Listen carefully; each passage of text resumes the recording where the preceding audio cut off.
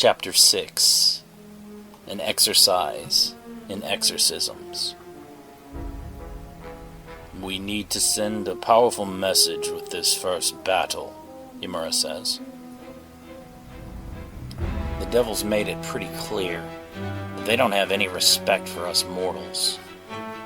They all keep making the same mistake, thinking they're strong just because they've never really been challenged before. I think they're so used to preying on people, or down on their luck, and mostly see humanity at its lowest. They've built up their egos, and it's a rude awakening when they have to go up against a human who's better than them, Jake says. None of that matters if you cannot do what needs to be done. Can you be trusted to win this battle without having to rely on me or my power to do so? Jake nods. Yeah, I already told you. I'm not using you as my crutch in this tournament. I'm getting as far as I can on my own. This pleases the Sicarii, seeing the human growing into his own as a warrior. So be it. Do not disappoint me. Jake concentrates and begins whispering to himself, reciting a series of lines over and over again. When he had come to the other side, to the region of the Gadarenes, 2 demon-possessed men met him as they came out of the tombs. Jake whispers to himself. Are you praying? Butler asks, confused. You, of all people. I'm not sure how I'm supposed to take that. But no, I'm not praying. I'm trying to remember something that I think will be very helpful. But I always get stuck at this part. I know it's something Jesus. Don't you guys have some kind of spell that enhances your memory? That's got to be a thing, right? We do, Sinnoh interrupts. But why should we help you? Danny may trust you, but the rest of us don't. To me, you're every bit as dangerous as any of the devils or monsters here on this island. Really feeling the love here, Jake mutters. Allure helped you find your inner magical spark. And look what happened to her, Sinnoh growls. And Danny, she's going to suffer the same fate just for knowing you. You've doomed all of us by coming to this island. I didn't bring you here. That was your own leaders, Jake growls. I'd much rather have a group of monsters competing in your place. Then, I wouldn't have to hold back, and I could kill any of my opponents without restraint. Why hold back on our account? Sinnoh asks, glaring at Jake. I won't be holding anything back if you and I meet in the finals. I'll treat you every bit as much of the enemy to humanity that you are. Jake turns away from the mages, seeing no path forward for a peaceful resolution. Everyone's emotions are high after Allure's death, really cementing the stakes of the tournament, that it's truly a series of battles to the death. The champions from Celiat Tarim approach the teen as he goes off on his own, awaiting the start of his match. I'm sorry about your friend, Jamriek says. It's always a difficult thing to see a comrade fall in battle, even more so when they are unable to do anything to stop it. I should have said fuck this tournament, and tried to save her, Jake whispers in deep regret, tears in his eyes. Why? Why did I just stand there and let it happen? You came here for all the same reasons as us, Ilionaro says from the back of the group, near the tree line.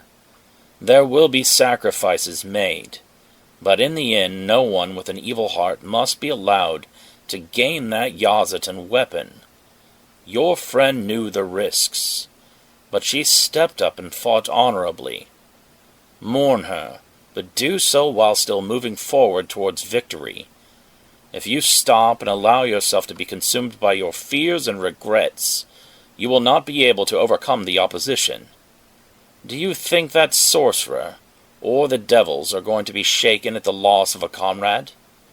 Their minds will be clear and focused. If yours is not, you will die. Why do you care if I win or lose? Jake asks, still conflicted in his heart about continuing in the tournament.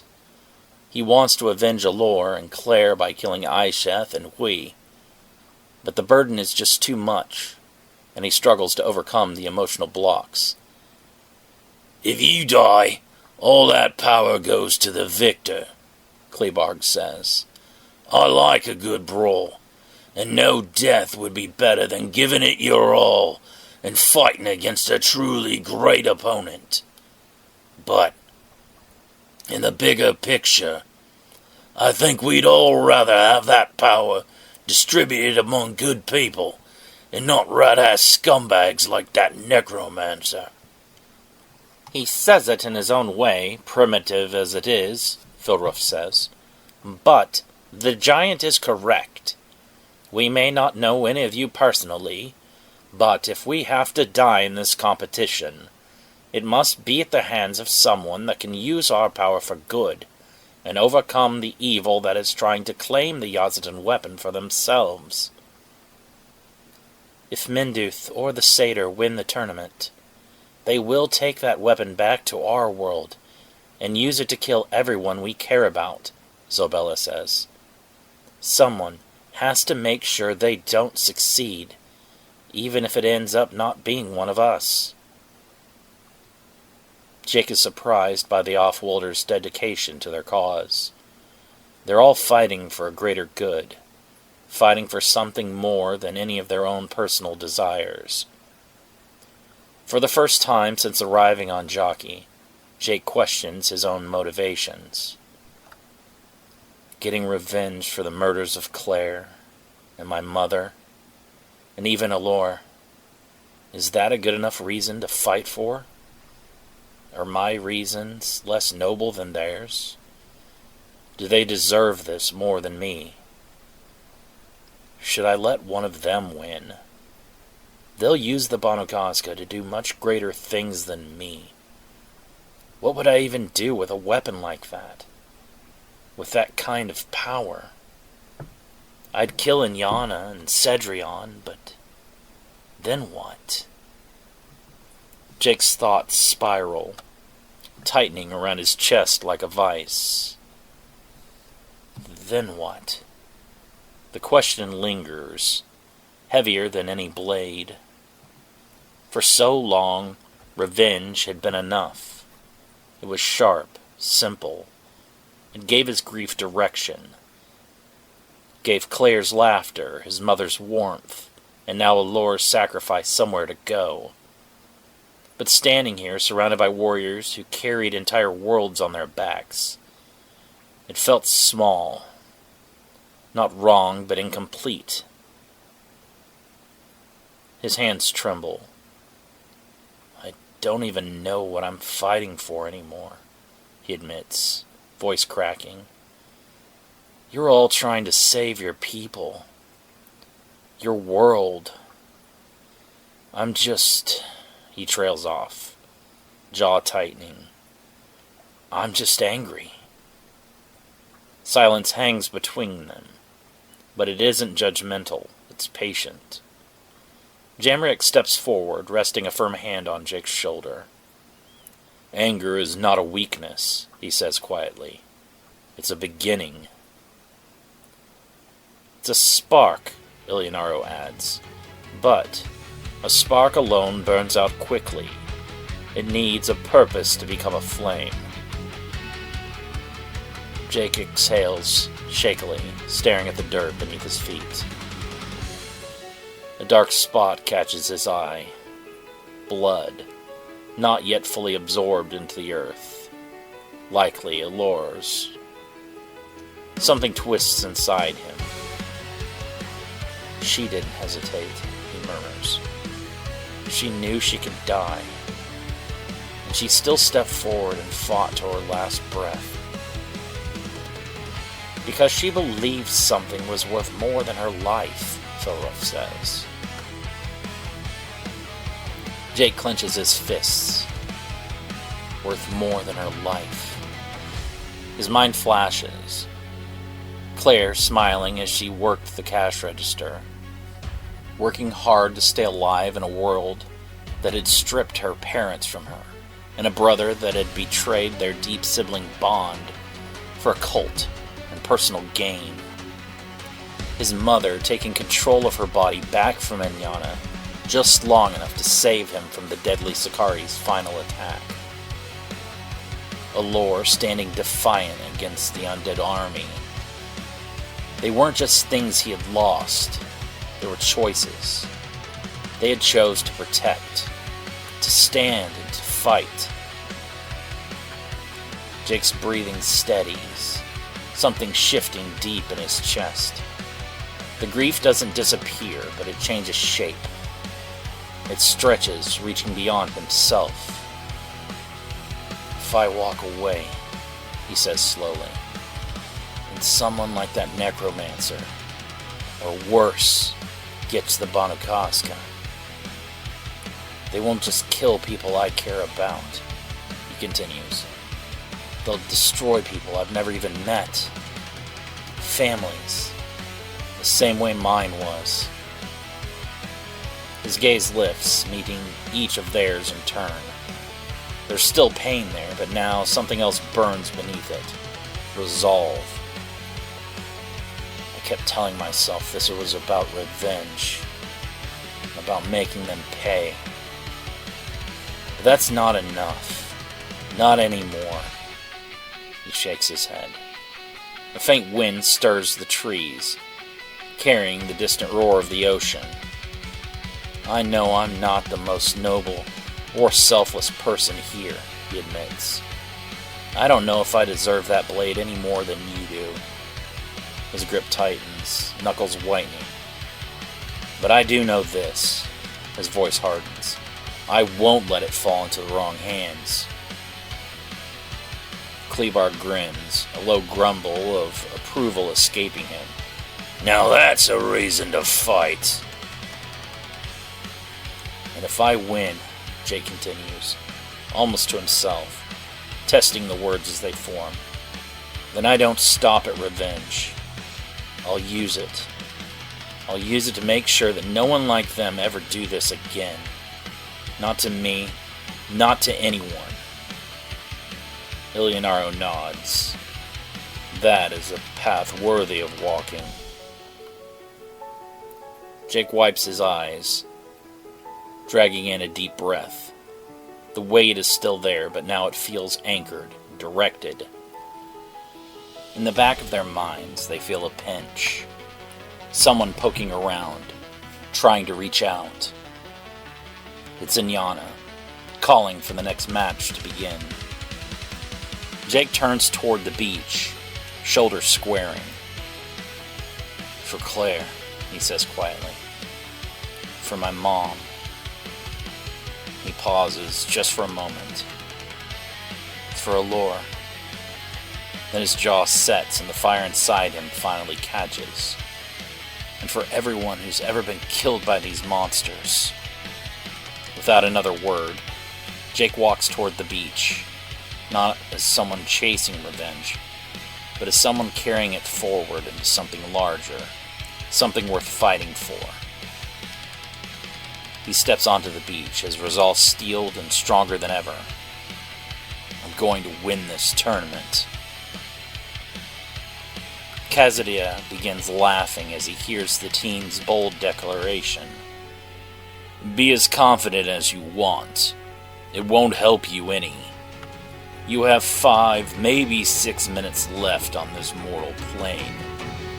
After that, you will be rejoining everyone you have loved and lost. But do not worry. I will make sure that I send you plenty of company.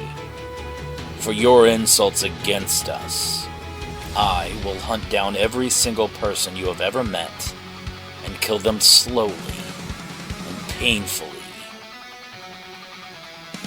You're all talk, Jake growls, fire in his eyes, and I'm going to tear you apart. What did you say? The devil screams in insult. You're the leftovers. The devil the mages already killed was stronger than you. And I know I'm stronger than them. You do the math. Kazuya takes a deep breath to calm himself and begins to smile. You've become very cocky. Last I knew, you couldn't even defeat a Sakari without assistance. And I am far worse than any Sakari. You're a parasite, Jake growls. You have to live in the bodies of others, because you were too weak to keep your own. Kazuya angers, flame-like energy erupting all around him. The devil ignores his instructions not to release his full power, and instead lets it all out in a flood of emotions. You don't know anything about me or my past. I stood for what I believed in, and was cursed for eternity by the Yasuta. And I will not be mocked by a human monkey. Jake grins. Prepare to be killed by this human monkey. You do not seem to understand the full scope of my power. He exerts its psychic power over the group, forcing everyone except for the Aesir Ashura, Nishi, the Devils Gamorka and Dekarabia to their knees. Each and every one of us devils was once among the Yasuta. We may have been beaten and humiliated, but we did not become weaker. Using his biokinesis powers, he begins to choke Jake, cutting off his air supply without touching him. The devils you have faced up until now have had their power limited. In the mortal world, we must hold back the lion's share of our strength, so that we do not alert the Yasuta of our presence on the earth. But here on Jaki, the magic of this island prevents the Yasuta from sensing us. Do you understand what that means? Kazuya grins, subtly releasing the rest of his power. Black energy wings unfold behind the devil from his aura, and fiery horns of energy materialize on his skull. Kazuya grins, a violent storm of black energy flashing all around his body. My full power is now unbound. Your chances for survival are less than zero, boy. You jumped into the deep water with the sharks before you even learned how to swim. Jockey Island is no place for a weak mortal such as yourself. Jake forces himself to his feet, straining against the immense dark energy radiating out from the devil. You're just a warm-up match, the teen growls. I'm not losing to anyone in this tournament. I don't care if you're a fallen angel or an actual god. I'm taking you down. Kazuya laughs, throwing a hand out to grip the teen's throat with his psychic powers. All you have is talk. In reality, you are a scared little child that is going to die right here and right now. No one is going to save you. There will be no climatic battle of revenge against Hui or Inyana for taking away everyone that you loved. You will die by my hands, unceremoniously, and be completely forgotten. No one will mourn you. I will not even leave ashes left for anyone to bury. I end your journey now, boy. Kazuya continues to laugh, using his power to pull Jake to him. Gripping the teen by the throat, the devil delivers a single jab to the gut that blossoms pain and darkness throughout Jake's vision. The teen falls to his back, barely moving. The match hasn't even started yet, Danny shouts. Yeah, that's not fair, Klebarg shouts. He's cheating! Inyana laughs. So, if my brother's vessel cannot overcome this, he is not worthy to advance to face Hui. Jake crawls to his feet, holding his stomach in pain. blood runs out from the corners of his mouth in thin streams. I take it you're ready to fight? I was half expecting a warning of some kind. I guess that's on me. Kazuya stares at the team with confusion. Still mouthing off. You are a very thick-headed boy. Kazuya increased the intensity of his psychic grip on the teen's body, now spreading from his throat to his chest. Jake's screams echoed across the island, reverberating off the cold stone walls of the ancient Fey ruins littered about the jungle. Each agonized cry was muffled by the weight of Kazuya's presence, his malevolent energy palpable in the air.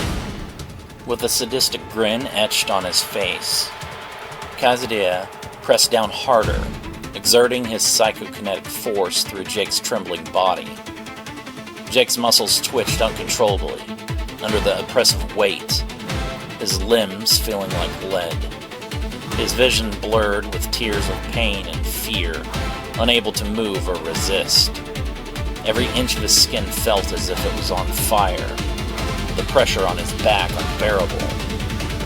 It's time for you to say goodbye, child, Kazuya hissed, his voice a chilling whisper against Jake's ear. No one can save you from me. Jake's mind raced, panic seizing him as he struggled against the invisible bonds that held him. He tried to muster the strength to fight back, but Kazuya's power was overwhelming, crushing any resistance. Desperation surged within him, mingled with a futile hope that anyone might come to his rescue. But in that moment, Kazuya tightened his grip. Jake knew that he was utterly alone in this torment. One hit, Kazuya laughs. One hit and you go down like an infant. He bends over, whispering more taunts to the team. And yes, I have killed many children. The pain is too much. As the agony surged through every nerve and sinew of his body, Jake found himself teetering on the edge of despair. Each pulse of pain felt like a relentless hammer, pounding against his will to endure.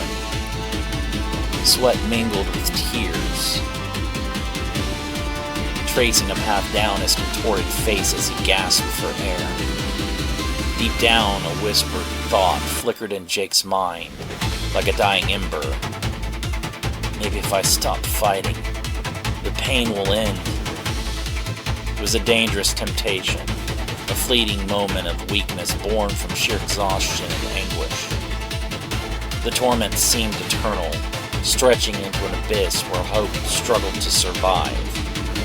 His thoughts blurred into a haze of torment and resignation, as if surrendering to the inevitable might be the only respite alive. But somewhere, amidst the darkness, a faint defiance flickered, a memory of strength and a whisper of resilience. With a surge of will that defied the overwhelming suffering, Jake clung to that fragile thread of determination. No, he choked out, the word a rasp of defiance. I won't give in. The declaration was a frail beacon in the face of Kazuya's cruelty, defiance that resonated despite the crushing weight upon him. In that moment of unbearable pain, Jake found a sliver of resolve, a tiny flame that refused to be extinguished. Get up, Danny screams. No way you're going down like that. You're way tougher than that. Kazuya bends down, picking Jake up by the hair and causing his scalp to bleed.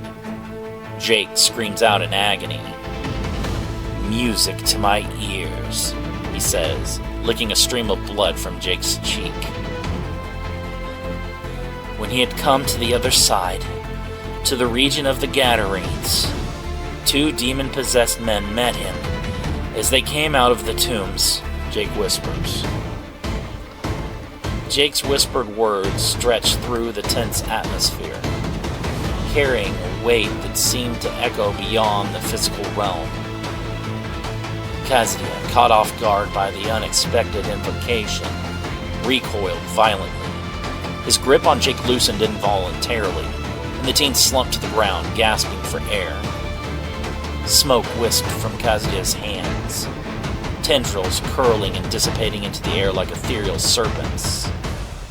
The devil's howl reverberated with a mixture of rage and agony, his form flickering as if resisting some unseen force. Jake, still trembling and weak from the ordeal, looked up with a mix of disbelief and hope. The words he had whispered were a lifeline, a prayer in the darkness that seemed to have found a foothold against the malevolent force that had tormented him.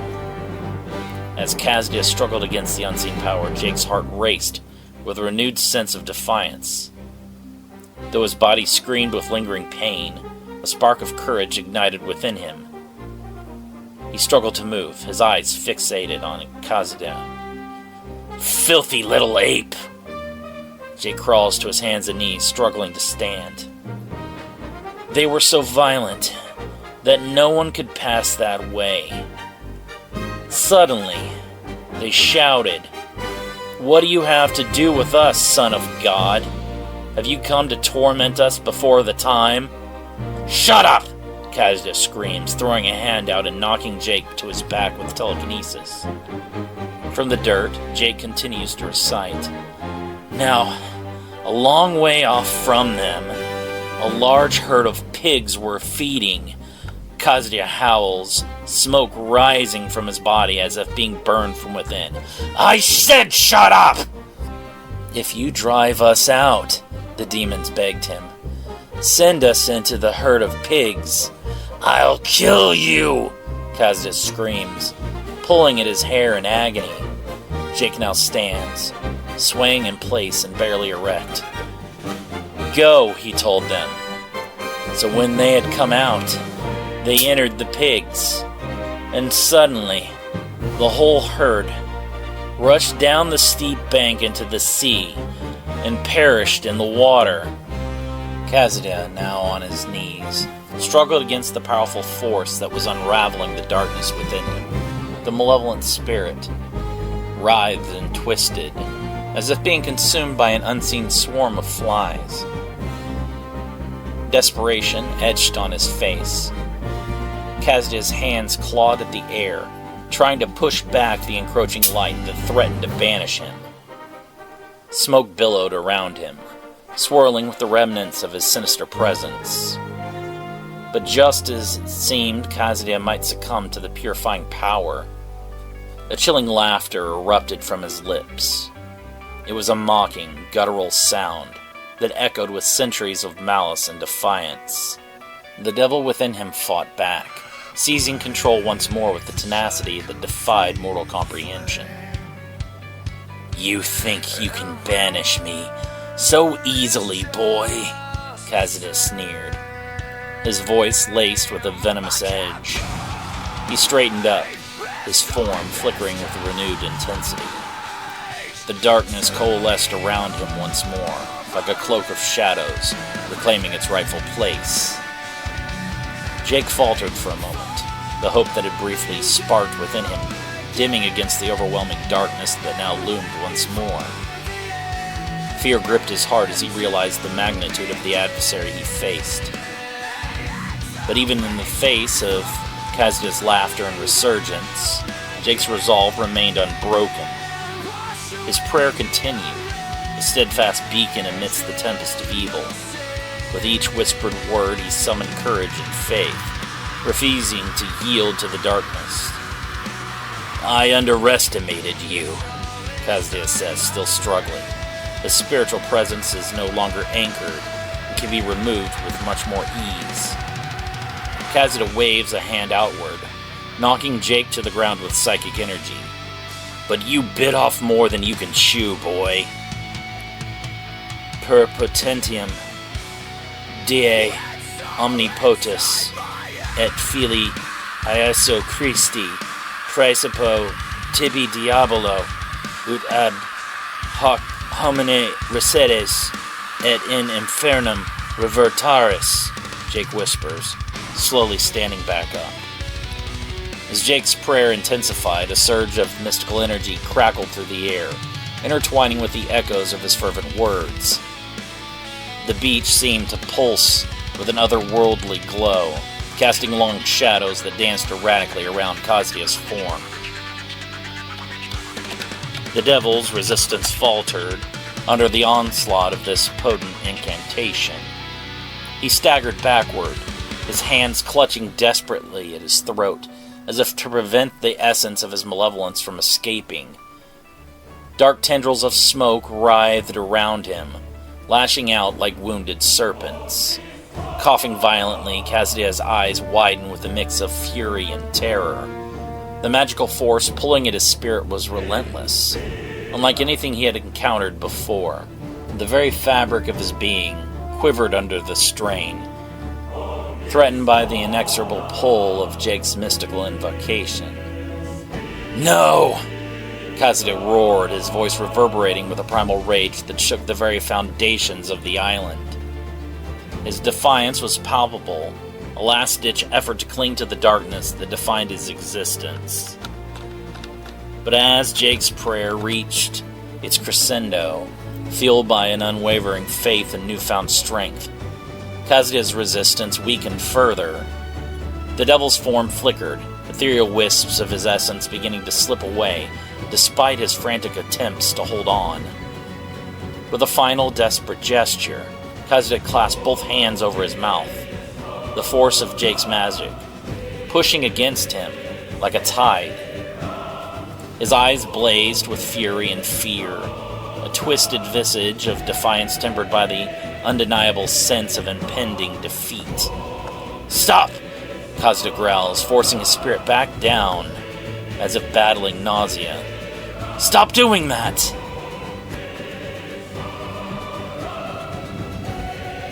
With a surge of determination, fueled by both fear and courage, Jake launched himself forward in a burst of speed. His movements were swift and calculated, driven by the urgency to confront the malevolent entity that had tormented him. The elbow strike connected solidly with Kazuya's chin, causing the devil to stagger backward with a grunt of pain. Jake didn't hesitate, following up immediately with a powerful backhand across Kazuya's face.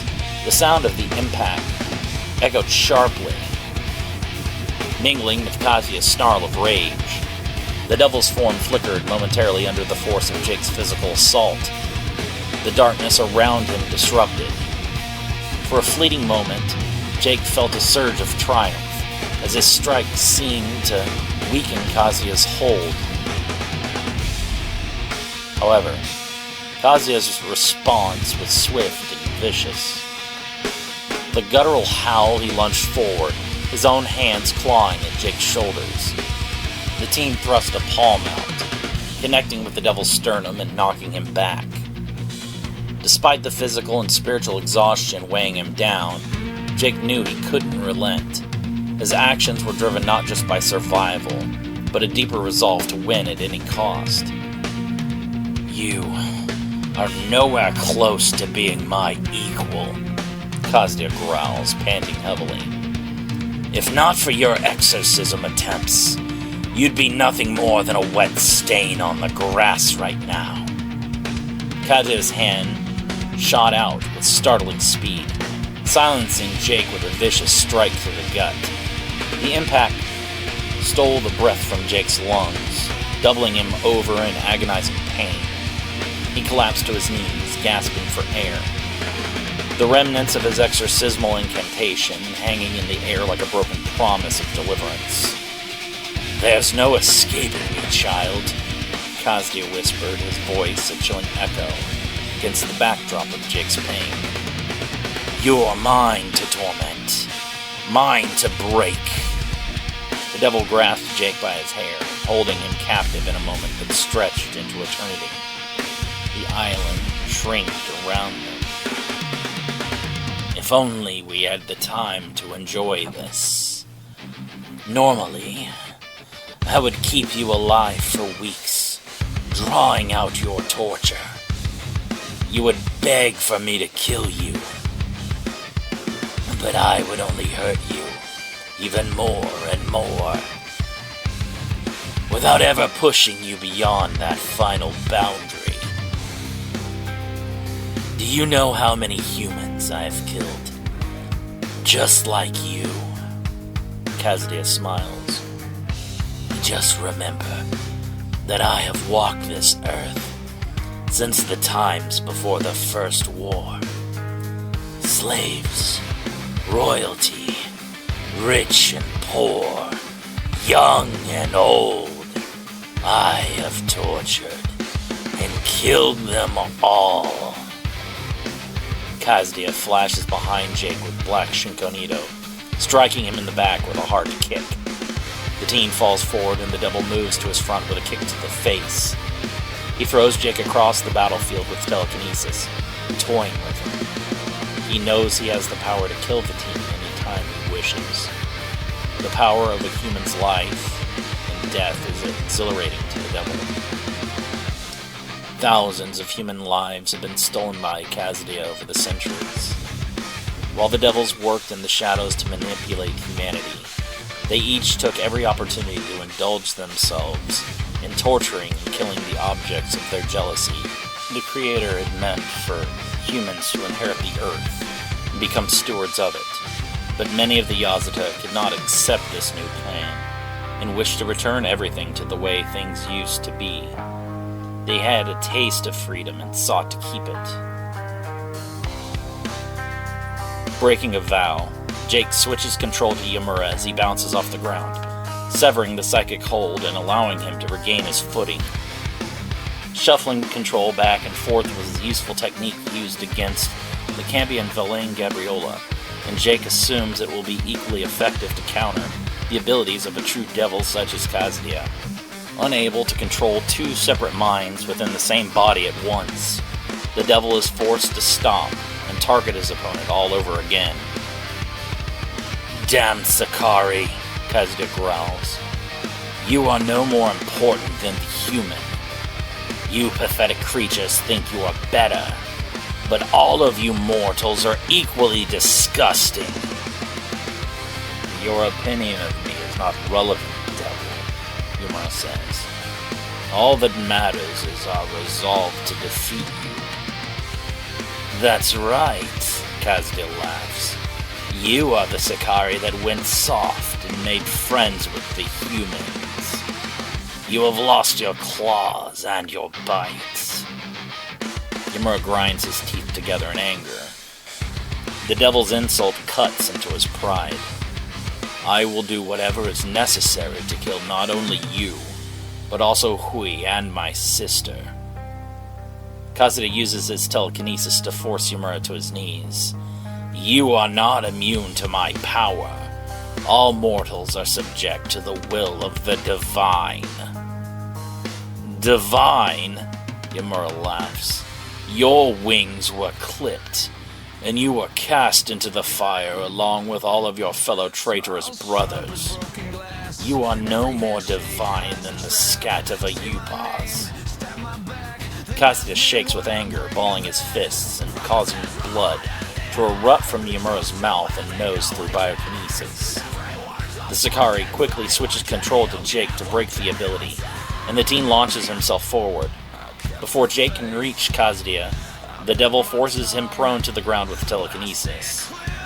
Yamura immediately takes over, leaping up to hurl a burst of black flame energy at Kazuya. The devil swats the attack aside, just as Yamura reaches him with a lunging right hook. Kazuya freezes Yamura, but Jake takes control and drives a hard knee into Kazuya's gut. The devil's face contorts in pain, and he is propelled several feet backwards. Die! Kazuya screams, using biokinesis to snap his fingers to break the teen's neck. Jake immediately tags out, evading the killing blow, and Yamura throws both arms towards Kazuya to consume the devil in black flame. Kazuya blocks the energy with a barrier of his own strength. The devil stumbles as the force of Yamura's attack pushes him backwards. How? Kazuya wonders. How is he doing this? He should not be this strong. No mortal should be able to stand up to my power. Switching back to Jake, the teen uses the power of his face spirit Amarok to blind Kazuya with a flash of light magic. Jake rushes forward and conjures a black flame sword in his hand. As Jake reaches Kazuya with the overhead slash, the devil quickly uses pyrokinesis to snuff out the teen's flames. Left unarmed, Jake is defenseless to the devil's grasp as he snatches him by the throat. You made an impressive attempt, but I am finished entertaining you. You reached for a god and came up lacking, Kazuya says. Trying to ignore the pain of being strangled and his dwindling airflow, Jake focuses his energy into his left hand. The teen releases the gathered energy and condenses it into a long, thin blade of blue light. Kazuya coughs up blood, Jake's energy blade piercing his chest. The devil releases Jake and stumbles backwards, trying to heal his wound with Dukan Hele's magic. How dare you, Kazuya growls. You are nothing more than a primate. A filthy monkey is not worthy of wounding a being superior such as I am. I may be a human, Jake coughs, but looking down on me is a mistake you're going to regret.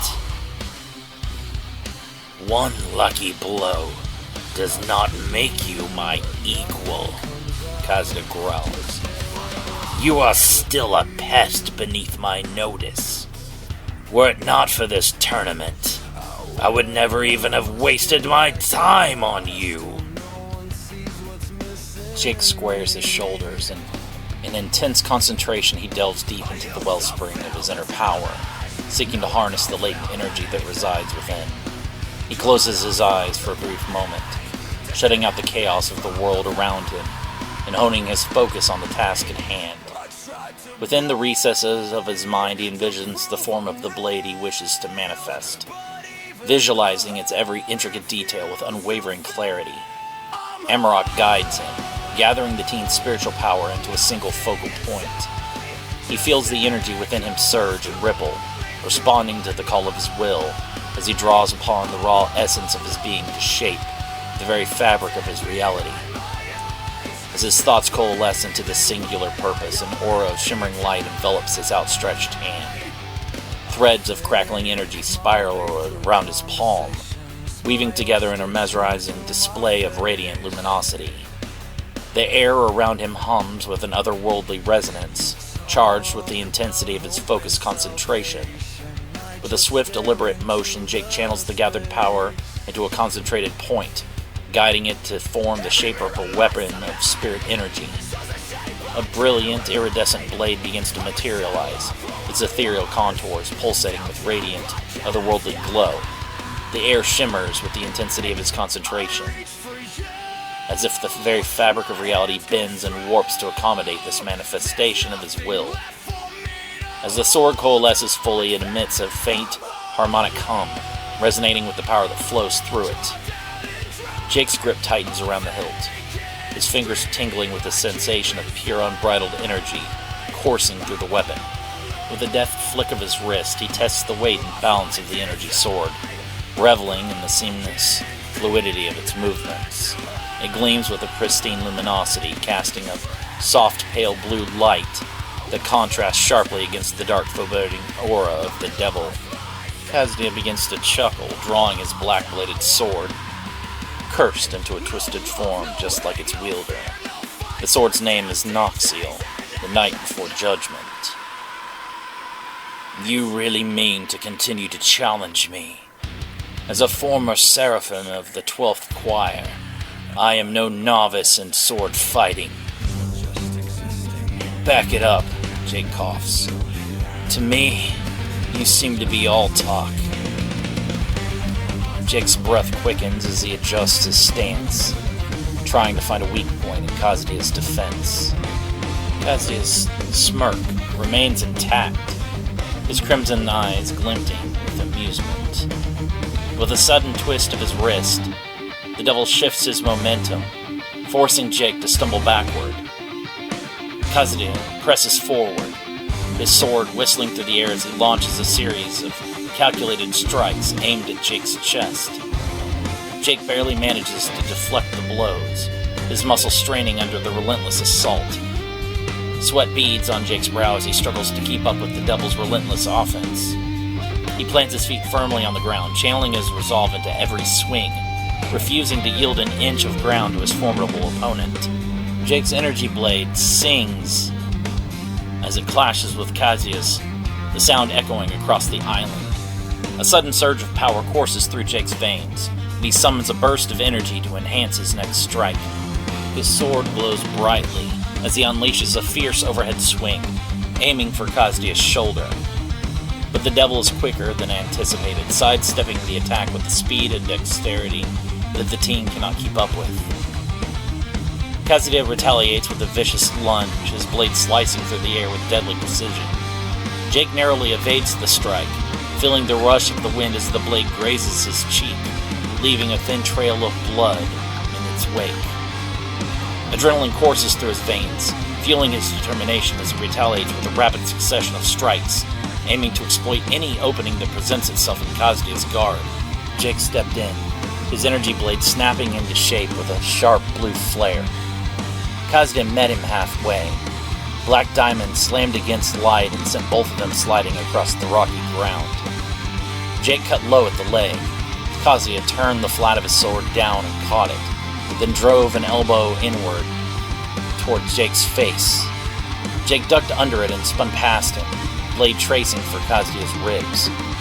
Kazuya pivoted with the strike, their swords scraping together again before he shoved Jake backward at the shoulder.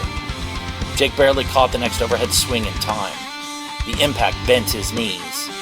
Kazuya pressed hard, forcing the energy blade closer to Jake's chest, before Jake twisted out and kicked at Kazuya's knee. The Devil stepped back just enough to avoid it and slashed across Jake's middle.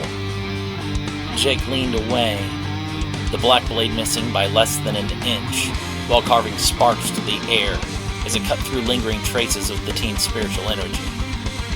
Jake rushed him again before Kazuya could reset. 3 fast cuts, high, left, thrust. Kazuya blocked, each one with short movements, barely giving ground. He answered with a thrust of his own, aimed straight for Jake's throat. Jake knocked it aside and brought his blade upward, forcing Kazuya to turn his wrist to keep the black diamond edge from splitting his jaw. Their swords locked for a second. Jake pushed hard, then suddenly released pressure and slipped to the side. Kazuya's balance shifted just enough for Jake to drive a punch into his ribs. Kazuya answered immediately with the back of his fists across Jake's mouth. Jake stumbled. Kazuya advanced without pause, sword moving in brutal direct arcs that forced Jake into constant motion, ducking one strike, hopping another, catching a third so close to his face that the black edge reflected in his eyes. Jake planted his foot at the base of a broken tree, then launched himself over a horizontal cut, and came down swinging from above as Kazuya raised Noxiel to meet him. He may not be a real threat now, but if I don't kill this boy, he may prove troublesome to us in the future, Kazuya thinks. As impossible as it may seem, I have witnessed this boy's strength progress just in the short time that we have been fighting. These damn humans. We should never have helped them. It was foolish to give such a dangerous animal all the tools that we did. They should have been wiped out completely. The Second War of Falling, roughly 14,000 years ago. The Yazata, Kazdeo, Gemorkiel, Dekarabia, Vargoel, Jagoso, and Gwalachiel survey the aftermath of their most recent battle against the forces of General Mikhail's First Choir. While the general is engaged in the north near the human city of Yate, a smaller contingent led by Captain Emporal was sent to cut off reinforcements from the city of Amethol, currently occupied by General Sataniel. The bodies of Captain Emporal and his soldiers lie strewn about the battlefield, alongside those of Gwalachiel's lone soldiers. The severed head of Captain Emporal himself rests beneath the future devil's foot. Did anyone else survive? Kazadiel asks, looking around at the vast field of corpses and burning buildings. Gwalachiel shakes his head slowly. I don't think so. I believe that the 6 of us alone remain of our company. We successfully fended off Mikhail's attempt to split us up, Gemortziel says. That is enough. General Sataniel now has a clear route to Yate. Mikhail will soon experience complete embarrassment just before his own life is taken. Mikhail lost this war the moment he decided to defend the monkeys and betray his own kind, Kazadiel says. We Yazata are superior to the humans. No one willing to submit to humanity and give this world and all of its riches over to them is deserving to be called Yazata. Dekarabiel coughs and winces in pain, holding a wounded shoulder where his armor has been sliced cleanly through.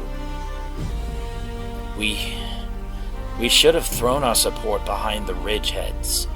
They were a lot less ambitious. Gemortziel glanced over, his expression tightening slightly. Less ambitious, he repeated. You mean predictable. Dekarabiel let out a strained breath. Predictable would have been preferable to this. Kazadiel scoffed. You're speaking from pain, not reason.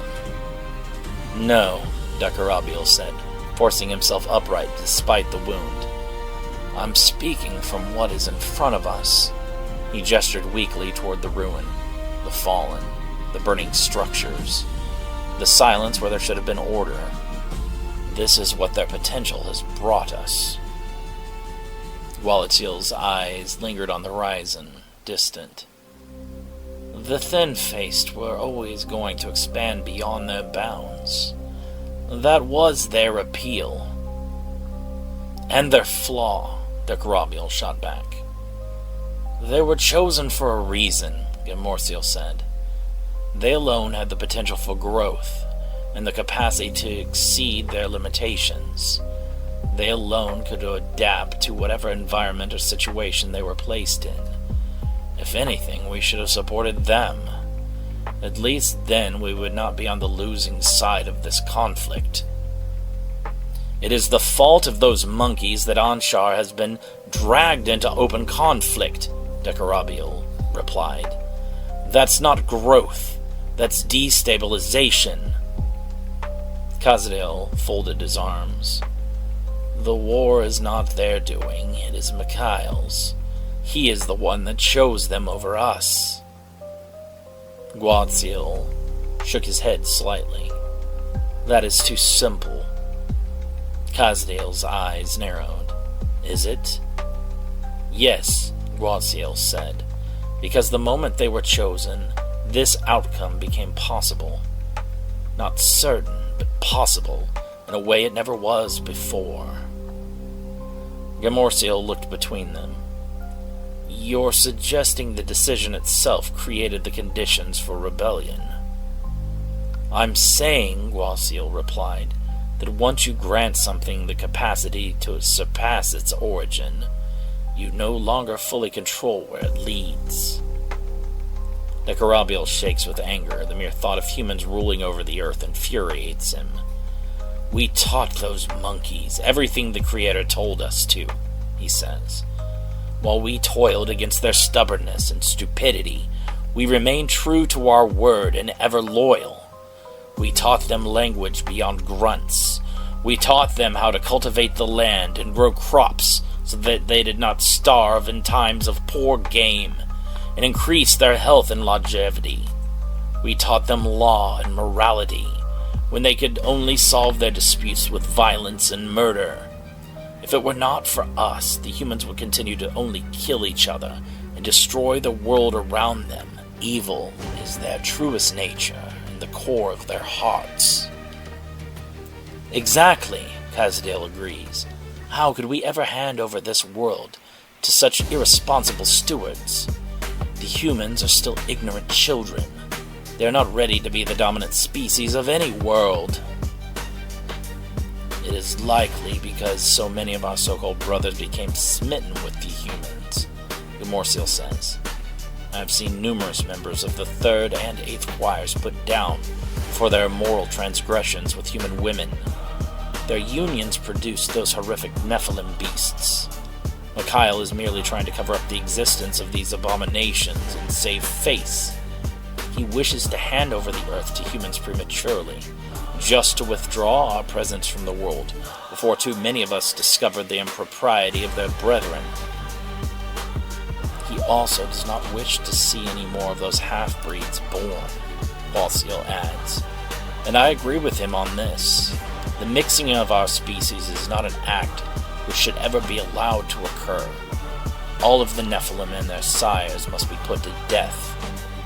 So while that in and of itself is not a bad motivation, Mikhail's honesty and lack of transparency makes me question all of his other actions as an effective leader.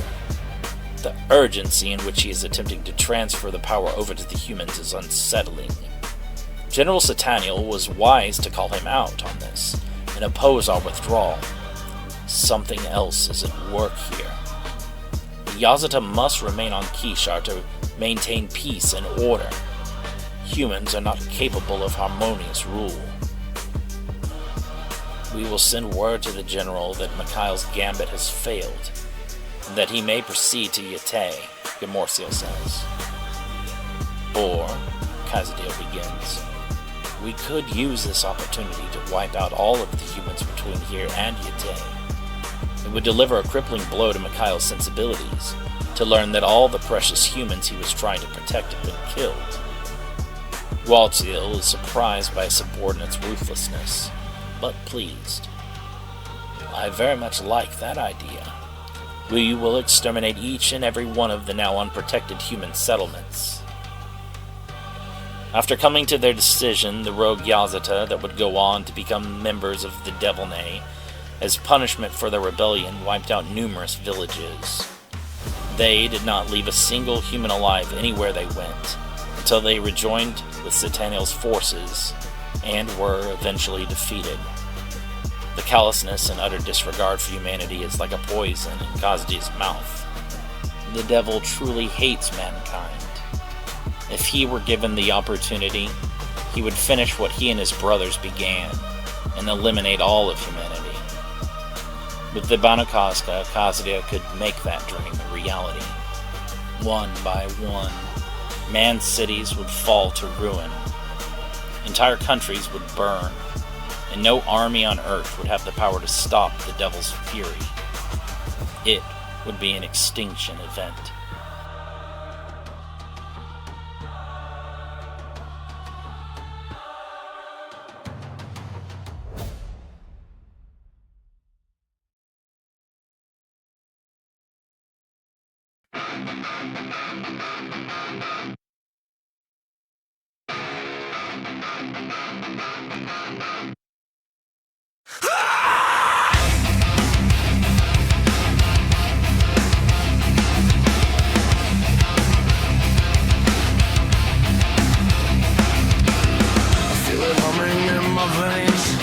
Like a loaded gun in my brain.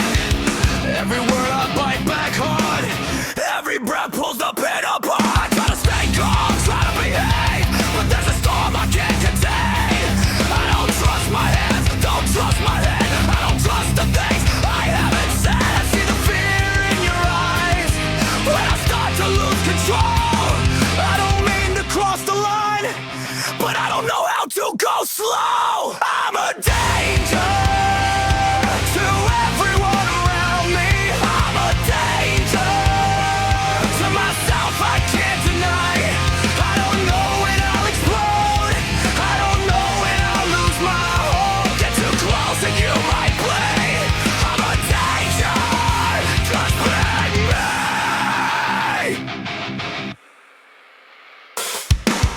I warned you once, I warned you twice, but you don't hear it in my voice. I'm cracked inside, I'm wired wrong. Been holding back for way too long. I isolate to keep you safe, but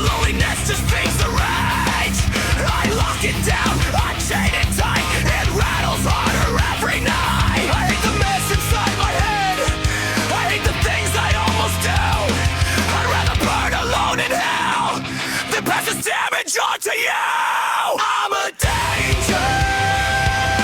Can't you see it now? I'm a danger. I don't know how to shut it down. Every trigger, every spark lights a fire in the dark. I don't mean to hurt a soul, but I'm losing control.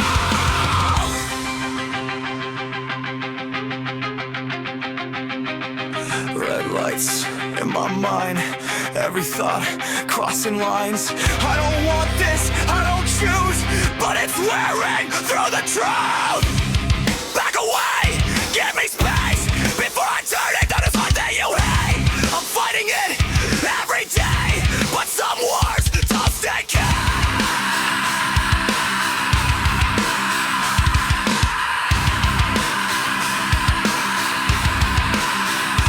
I'm a danger. Say it out loud. I'm a danger. I feel it right now. If I break, if I fall, we could take down it all. So don't stand in my way. I'm a danger.